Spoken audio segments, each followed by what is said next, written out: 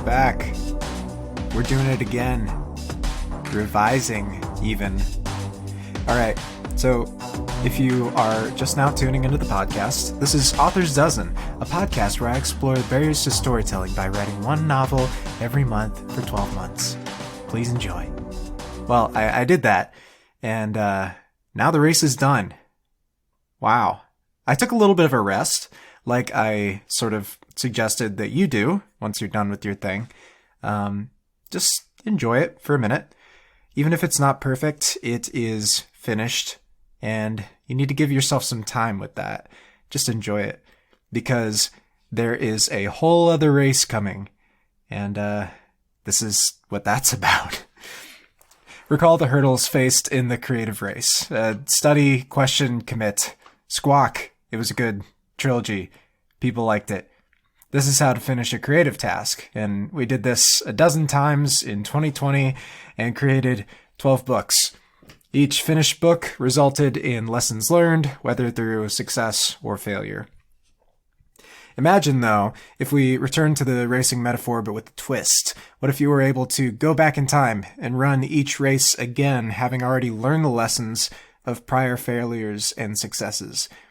What if you could run the same race over and over, only retaining the best aspects of each attempt? That's a superpower. That's a Rick and Morty episode. Burp, or whatever. Except it's not Rick and Morty. See, we're not a cartoon. You can't magic or science your way out of every problem, and you can't dismiss the value of human life the way you could a 2D representation of such. Revision is a superpower, but one that can be abused, and that can abuse you. Every time you attempt to redo the race, you lose time, you lose perspective, you lose energy. And at some point, you gotta ask yourself when the race is run good enough. The entire reason for the Author's Dozen podcast, if you'll recall, was my getting hung up on the near constant revisions of a novel. Hung up as I was unable to continue to other challenges because I was preoccupied with perfecting the challenge I had already faced. I did manage to break out of that loop, but now we have to dive back in. Author's Dozen Revised will see yours truly guiding you through the revision process, beginning with an 8-part outline of the entire process. This 8-part series begins now. Start your stopwatches or whatever.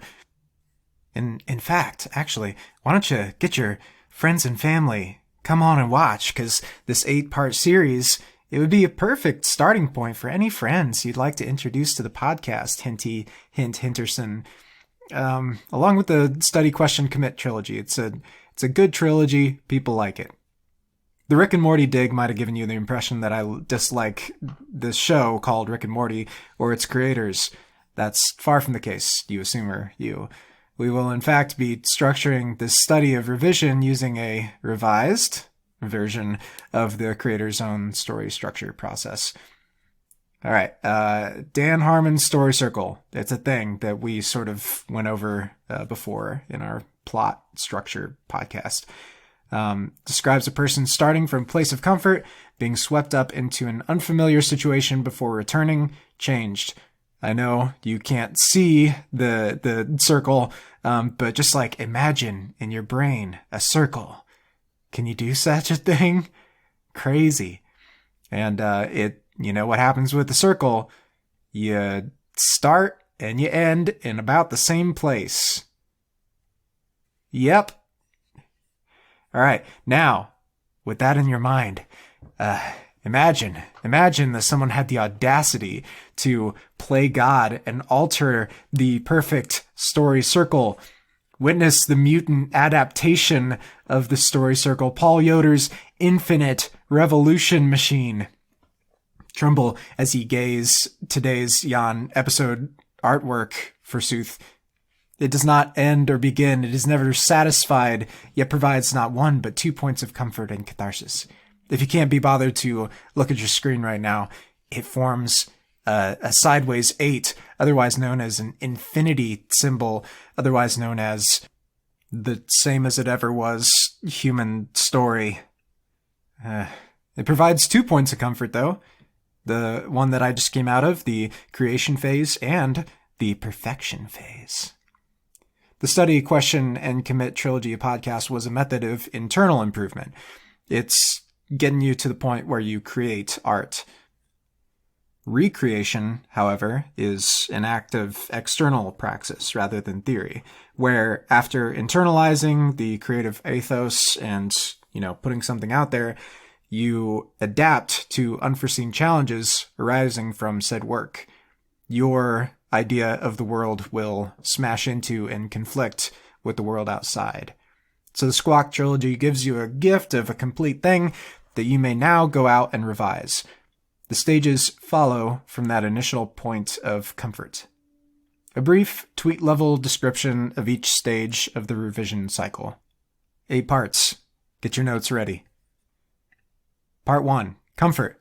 You already have a completed work, and it's easier to remain the same than to reform. Number 2. Desire. We desire perfection, but we're unequipped to achieve it. Number 3. The push. We must perceive imperfections and be convinced of the necessity of adaptation.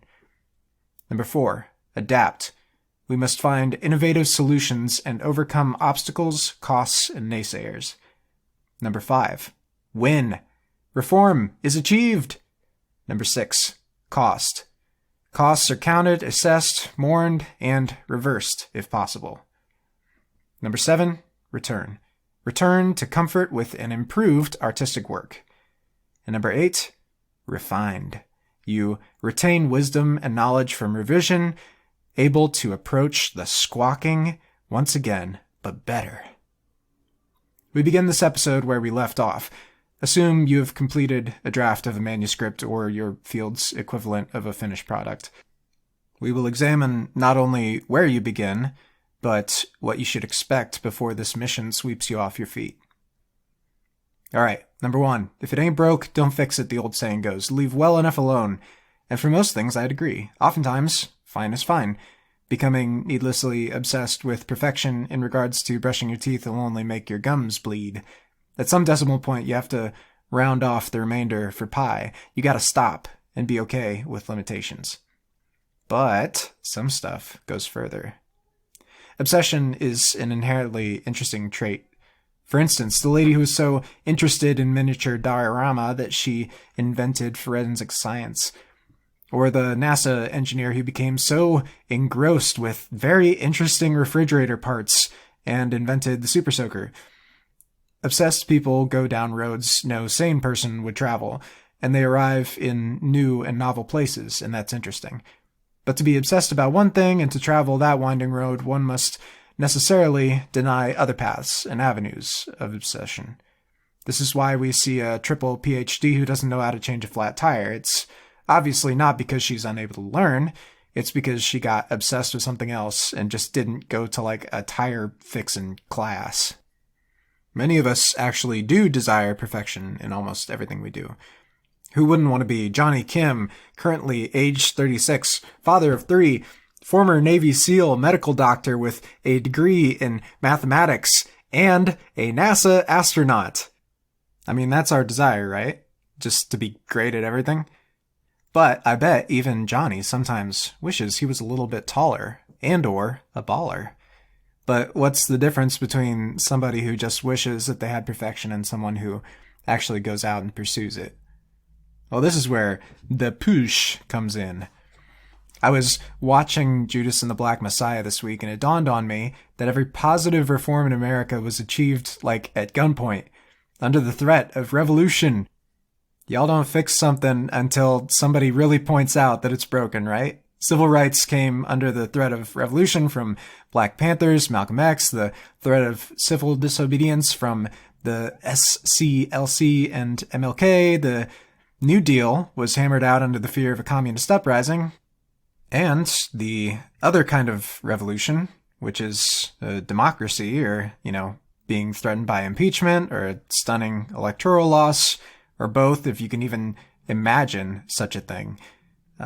We'll get into this in a later episode, but in the meantime, know this. Sometimes we don't jump off the high dive until we're pushed. Sometimes until you're told flat out by someone that your work sucks in such and such a fashion, you will delude yourself into complacency. Next comes adaptation. If we are pushed off the diving board, this is the part where we pencil dive and clench our anus. Seriously, look it up if you're falling fast enough. The water can rush right up your beehole at terminal velocity and just pop your rectum like an overstuffed sausage. And I hope, that was one of the points of this podcast, is I just hope I save some lives by telling you how to get your rectum to be intact. What I'm trying to say is that in an adapt or die situation, it's a heck of a motivation to adapt, right?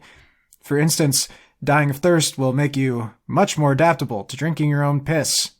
I hope.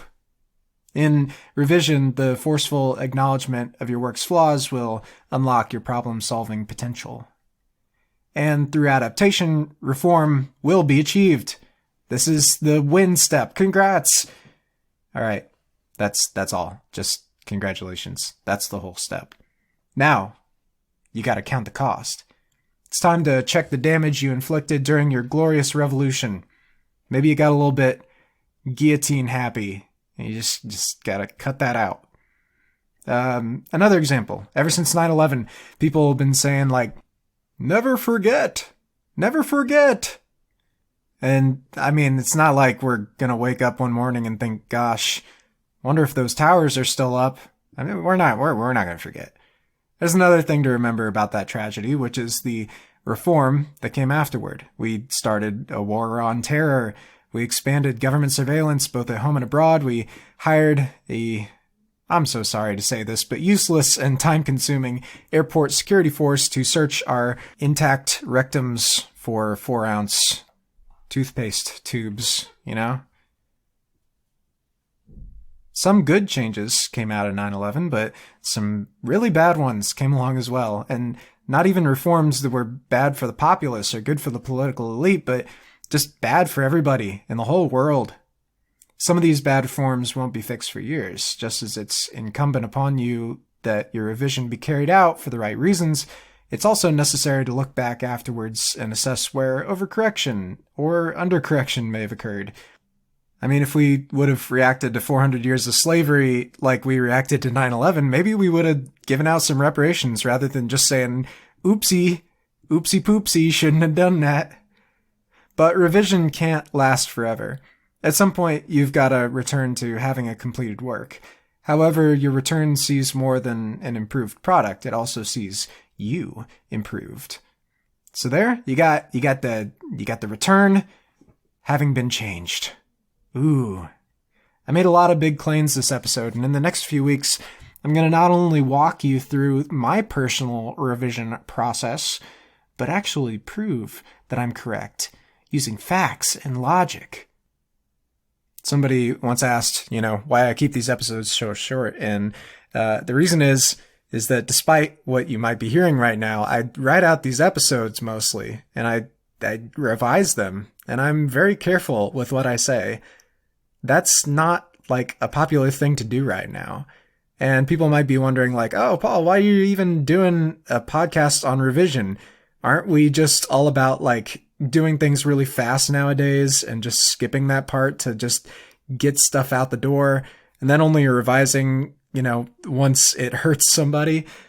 And that's a bummer, right? Like our culture is all about just putting stuff into the world and only sort of like starting to take it back or revise it once it blows up somebody's house or something. I mean, Facebook, literally one of their mottos is like, move fast and break things. That's a bummer. They did break some stuff and it was awful. They killed a lot of people in Myanmar. Like, come on, dudes. Like, the hilarious thing about Twitter banning former President Donald Trump from talking on their platform anymore is, number one, I haven't heard from the guy in like a month, which is crazy. Like, we just spent the last 4 years just only hearing from him, and suddenly he's gone. And like, that's a weird and chilling thing because like suddenly your speech is essentially cut off compared to most other people.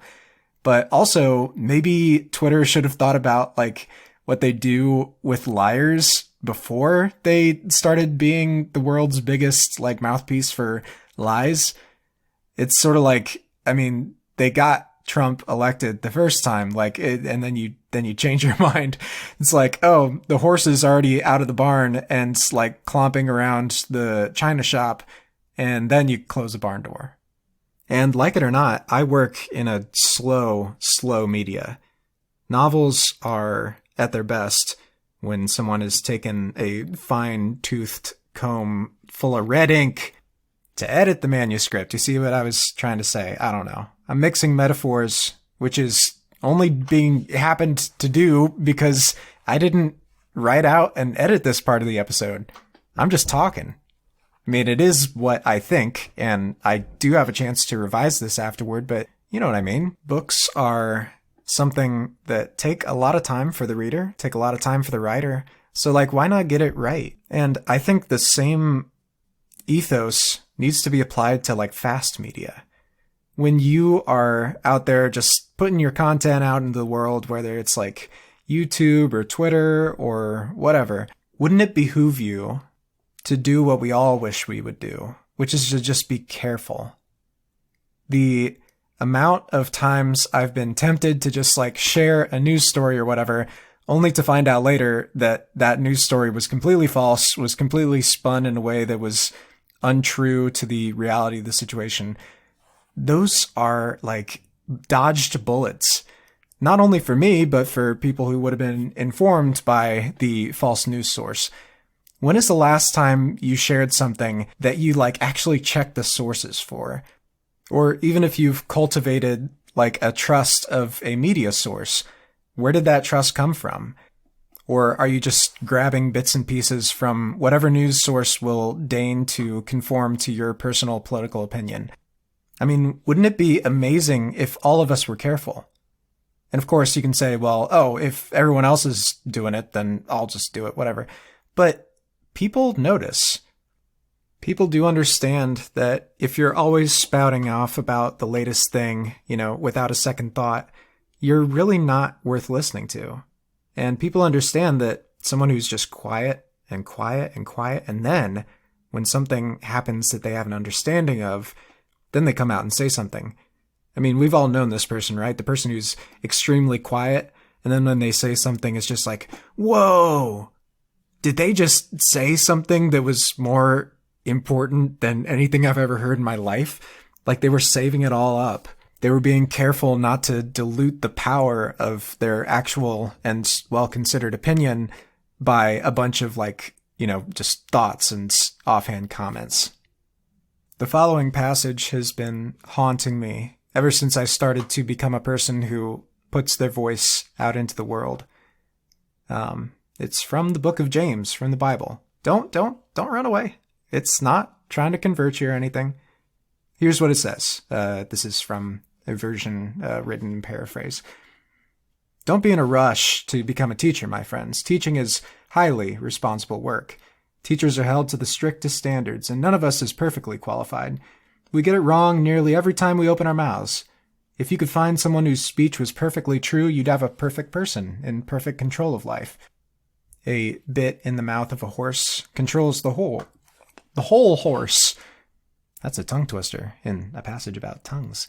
A small rudder on a huge ship in the hands of a skilled captain sets a course in the face of the strongest winds. A word out of your mouth may seem of no account, but it can accomplish nearly anything, or destroy it. It only takes a spark, remember, to set off a forest fire. A careless or wrongly placed word out of your mouth can do that. But our speech can ruin the world, turn harmony to chaos, throw mud on a reputation, send the whole world up in smoke, and you go up in smoke with it. Smoke right from the pit of hell. This is scary. You can tame a tiger, but you can't tame a tongue. It's never been done. The tongue runs wild, a wanton killer. With our tongues we bless God our Father. With the same tongues we curse the very men and women he made in his image. Curses and blessings out of the same mouth. My friends, this can't go on. A spring can't gush fresh water one day and brackish the next, does it? Apple trees don't bear strawberries, do they? Raspberry bushes don't bear apples, do they? You're not going to dip into polluted mud holes and get a cup of clear, cool water, are ya? Unquote. There you go. That's been bothering me. I mean, this whole podcast. Who am I to tell you how to run your life or write your books or whatever? Who is anybody? I mean, all your life you've been hearing advice from teachers who are imperfect at best. And I bet if you just close your eyes and think just for a minute, words can hurt you. Somebody has said something to you in your life that has just cut you straight in half. Words can actually get to places that a sword or a knife or a gun can't touch. And it bothers me to think that I might have said something on this podcast or in my books that is truly harmful and is setting someone off on a path that they weren't meant to travel. That bothers me. Not all of us should be podcasters, my friend. But then I also think about the years and years I spent not being a success. I think about, here I am, 30 years old. I was supposed to be doing this kind of thing when I was 20. I was supposed to be building my career and on the cusp of greatness, on the under 30 list or whatever. I was supposed to be married with kids or, living in a house in the Hamptons. I don't even know where the Hamptons are, but I was supposed to be there. And I'm so glad that didn't happen. I am